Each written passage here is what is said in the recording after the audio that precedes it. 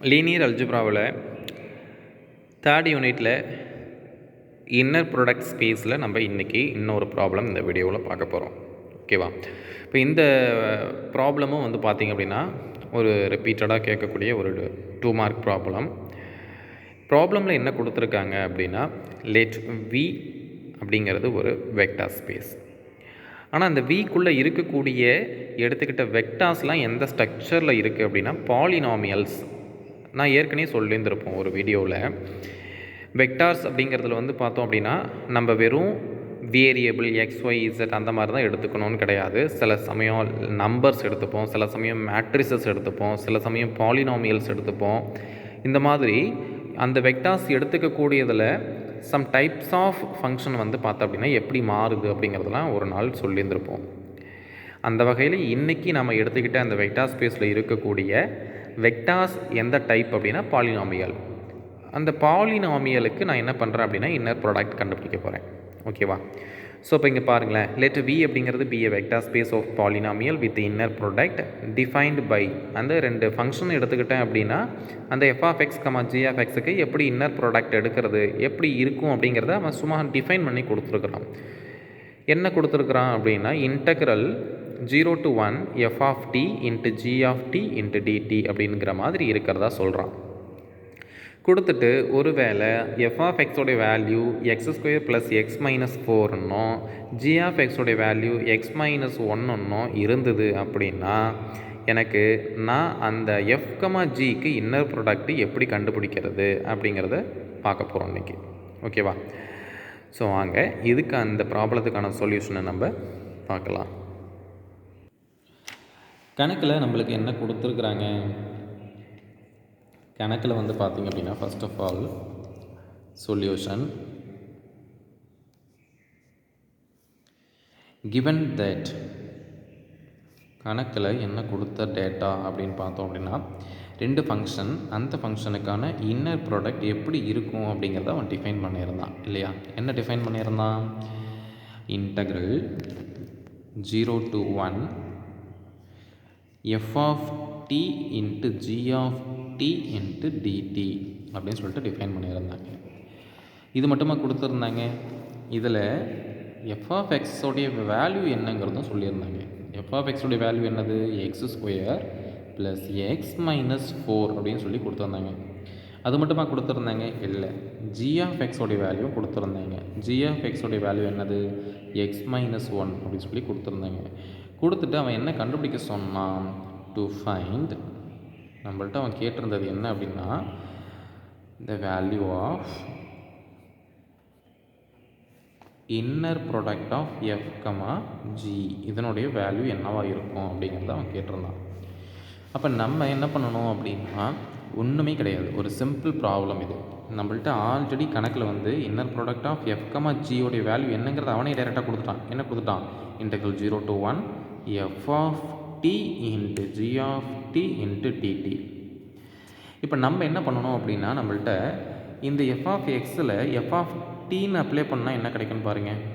f of tன்னு apply பண்ணோன்னா x இருக்கிற இடத்துல tன்னு அப்ளை பண்ண வேண்டியதான். அப்போ x² என்னவா மாறும்? t² மாறும். x என்னவா மாறும்? tயாக மாறும். இது கான்ஸ்டன்ட், அது அப்படி தான் இருக்கும். அதே போல் இங்கே வந்து பார்த்தோம் அப்படின்னா நம்மளுக்கு வந்து g of t என்னவா மாறும்? t - 1. ஸோ இப்போ இந்த 2 வேல்யூவும் எடுத்துகிட்டு வந்து தான் நம்ம என்ன பண்ண போகிறோம் அப்படின்னா இந்த டேர்மில் நம்ம என்ன பண்ண போகிறோம்? அப்ளை பண்ண போகிறோம். ஸோ அப்படி அப்ளை பண்ணோம் அப்படின்னா inner product of f, g integral 0 to 1 f of டியோட வேல்யூ என்ன இருக்குது அப்படின்னா t² + t - 4 அப்படின்னு சொல்லிட்டு இருக்குது. ஜி ஆஃப் டியோடைய வேல்யூ வந்து பார்த்தோம் அப்படின்னா t - 1 அப்படின்னு சொல்லிட்டு இந்த இடத்துல இருக்குது. இன்ட்டு dt அப்படின்னு சொல்லிட்டு இருக்குது. எப்போதுமே நம்ம இன்டெக்ரல் பண்ணுறதுக்கு முன்னாடி நம்ம என்ன பண்ணுவோம் அப்படின்னா இந்த டேர்ம்ஸ் எல்லாம் உள்ளே வந்து பார்த்திங்க அப்படின்னா மல்டிப்ளை பண்ணிக்கலாம். ஸோ மல்டிப்ளை பண்ணதுக்கப்புறம் என்ன கிடைக்குது? இன்டெக்ரல் 0 to 1 ஃபஸ்ட்டு இங்கே இருக்கக்கூடிய டீயை ஒவ்வொரு டேர்ம்லேயும் உள்ளே மல்டிப்ளை பண்ணி சொல்லலாமா? சொன்னால் என்ன கிடைக்கும்? t² இன்ட்டு t வந்து t³ அப்படின்னு கிடைக்கும். அடுத்து t இன்ட்டு t வந்து பார்த்திங்கன்னா +t² கிடைக்கும். அடுத்தது -4 இன்ட்டு t 4t. இப்போ நான் என்ன பண்ணியிருக்கேன் அப்படின்னா இந்த t எடுத்து வந்து ஃபஸ்ட்டு வந்து பார்த்திங்கன்னா இந்த t எடுத்து வந்து இந்த t² மல்டிப்ளை பண்ணியிருப்பேன். அப்புறம் இந்த t எடுத்து வந்து t யோட மல்டிப்ளை பண்ணியிருப்பேன். அப்புறம் இந்த t எடுத்து வந்து இந்த 4 மல்டிப்ளை பண்ணி தான் இங்கே எழுதியிருக்கிறேன்.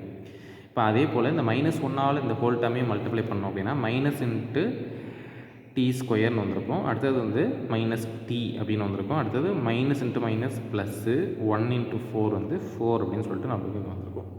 இன்ட்டு இந்த டிடி அப்படிங்கிறது அப்படியே இருக்குது. இப்போ நம்ம அடுத்த ஸ்டேஜில் வந்து பார்த்தோம் அப்படின்னா என்ன பண்ணலாம், இன்டெக்ரல் 0 to 1 அப்படிங்கிறது அப்படியே தான் இருக்குது. இதில் வந்து பார்த்திங்க அப்படின்னா இந்த டி க்யூபை அப்படியே போட்டுடலாமா, டி க்யூபில் எந்த சேஞ்சஸும் கிடையாது. ஆனால் இங்கே இருக்கக்கூடிய இந்த டி ஸ்கொயருக்கும் இங்கே இருக்கக்கூடிய இந்த டி ஸ்கொயருக்கும் என்ன பண்ணிக்கலாம், கேன்சல் பண்ணிக்கலாம். ஏன்னா இது பாசிட்டிவில் இருக்குது, இது நெகட்டிவில் இருக்குது. அடுத்தது வந்து பார்த்திங்கன்னா இது -14 இருக்குது, இது 1t இருக்குது. ரெண்டுத்தையும் ஆட் பண்ணோம் அப்படின்னா இங்கே என்ன கிடைக்கும், 5t அப்படின்னு சொல்லிட்டு கிடைக்கும். அப்புறம் ப்ளஸ் அந்த 4 அப்படி தான் இருக்குது, அதில் எந்த சேஞ்சஸும் கிடையாது. இது அப்படியே வச்சுக்கலாம். இன்ட்டு ரிமைனிங் இங்கே இருக்கிறது டிடி அப்படின்னு சொல்லிட்டு இருந்திருக்கு. ஸோ இப்போ இதில் வந்து பார்த்தோம் அப்படின்னா நம்ம இப்போ டைரெக்டாக என்ன பண்ணலாம், நம்மளுக்கு ஒரு ஃபார்முலா தெரியும். என்ன தெரியும் அப்படின்னா t⁻n அப்படின்னு சொல்லிட்டு இருந்து அதை இன்டெக்ரல் பண்ணுறேன், எதை பொறுத்து, டீயை பொறுத்து இன்டெக்ரேட் பண்ணுறேன் அப்படின்னா நம்ம என்ன பண்ணுவோம், பவரில் இருக்கக்கூடியதில் பவரில் 1 ரைஸ் பண்ணிவிட்டு அந்த ஒட்டுமொத்த பவரையும் அப்படியே என்ன பண்ணுவோம், டிவைட் பண்ணுவோம். இதுதான் ஜென்ரல் ஃபார்முலா. ஓகேவா? ஸோ அப்போ இந்த ஜென்ரல் ஃபார்முலாவை இங்கே அப்ளை பண்ணலாமா, இங்கே இருக்கிறது என்னது t⁻3ன்னு இருக்குது. அப்போ t⁻3ன்னு இருந்ததுன்னா இங்கே என்ன வந்திருக்கும், t⁻4 டிவைடட் பை 4ன்னு வந்திருக்கும் இல்லையா. அடுத்தது -5 அப்படியே இருக்கட்டும். அந்த டீக்கு பவரில் 1 ரைஸ் பண்ணோம்னா ஆல்ரெடி 1 இருக்குது. ஸோ அப்போ t² டிவைடட் பை 2ன்னு வந்திருக்கும். இங்கே வந்து 4 மட்டும்தான் இருக்குது. ஸோ அப்போ t அப்படின்னு சொல்லிட்டு வந்திருக்கும். நம்மளுக்கு லிமிட் வந்து 0 to 1 அப்படின்னு சொல்லிட்டு இருக்கு. அந்த லிமிட் வந்து இங்கே என்ன பண்ணிக்கலாம், எழுதிக்கலாம். சரி, இப்போ அப்பர் லிமிட்டை முதல்ல அப்ளை பண்ணலாம், அப்புறம் லோவர் லிமிட் அப்ளை பண்ணலாம். ஸோ அப்பர் லிமிட்டை முதல்ல அப்ளை பண்ணும்போது நம்மள்ட்ட என்ன கிடைக்குது, 1⁻4 divided by 4 minus 5 × 1² divided by 2, அடுத்தது ப்ளஸ் 4 × 1 அப்படின்னு சொல்லிட்டு இந்த இடத்துல கிடைக்கும். ஸோ அடுத்தது மைனஸ் லோவர் லிமிட் அப்ளை பண்ணும்போது கவனிச்சு பாருங்கள், 0⁴ 0 டிவைடட் பை எனிதிங் 0, இங்கேயும் 0 இங்கேயும் 0. அப்போ இந்த டேர்ம் ஃபுல்லாகவே என்ன இருக்கும், 0 ஆகிருக்கும். ஸோ இப்போ இது மட்டுமே நம்ம சால்வ் பண்ணலாம். 1 divided by 4 minus 5 divided by 2 plus 4 divided by 1 இருக்கிறதா அர்த்தம்.